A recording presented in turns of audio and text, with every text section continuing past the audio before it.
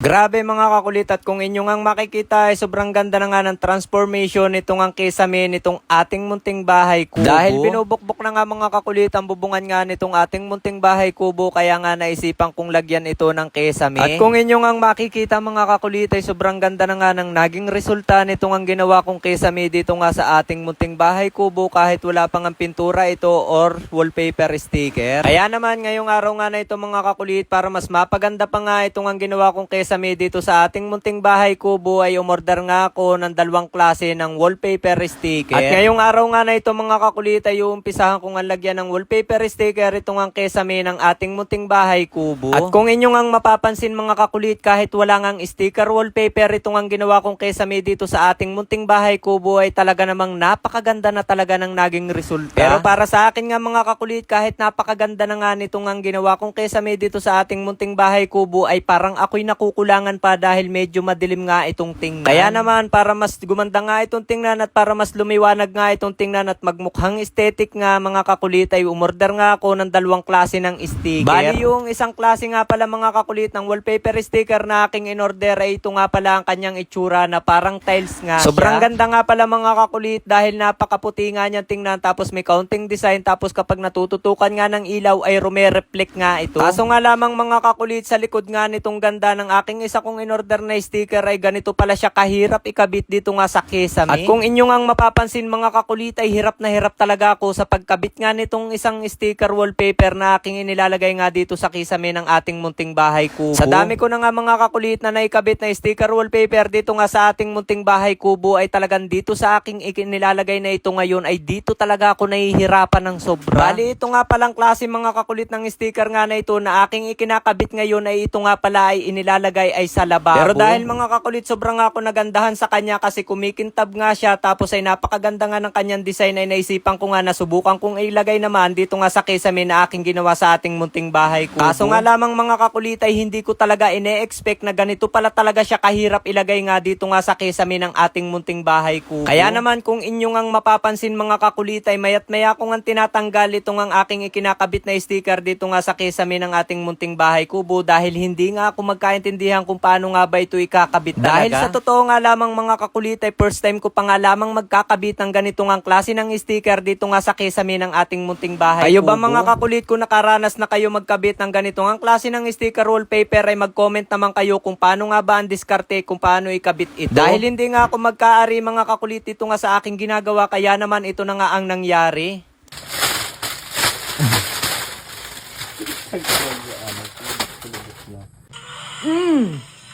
Ayan, ang napanalunan natin. Tingnan nyo naman kung gaano kalaki. 120,600 pesos, di ba? Siyempre, ang larong ito ay bawal sa bata kundi para sa matanda lamang. Be responsibly na ang itataya mo lang dito ay yung kaya mo lang at yung kaya mo lang mawala. At dito sa PH Mine ay papakita ko sa inyo kung paano ako maglaro dito sa Super Ace. Dito sa Super Ace, pwede kang magbet ng 5 centavos up to 1,000 pesos. So ngayon, susubukan ko magbet ng 500. Ayan. Yan. Uy, tatlong scatter agad oh. Free 10 spin agad. Okay. 1-6. 4-4. Diba? 4-2. Tingnan nyo kung gaano kalaki. 25,000. 63,000. Hala, sige. Bakit 10,000? Ibagsak mo ba? 1-2. Wala, laki na. 1-6. 3-6. 4,000 for the first time to, ganito kalaki. 2,000. Yeah.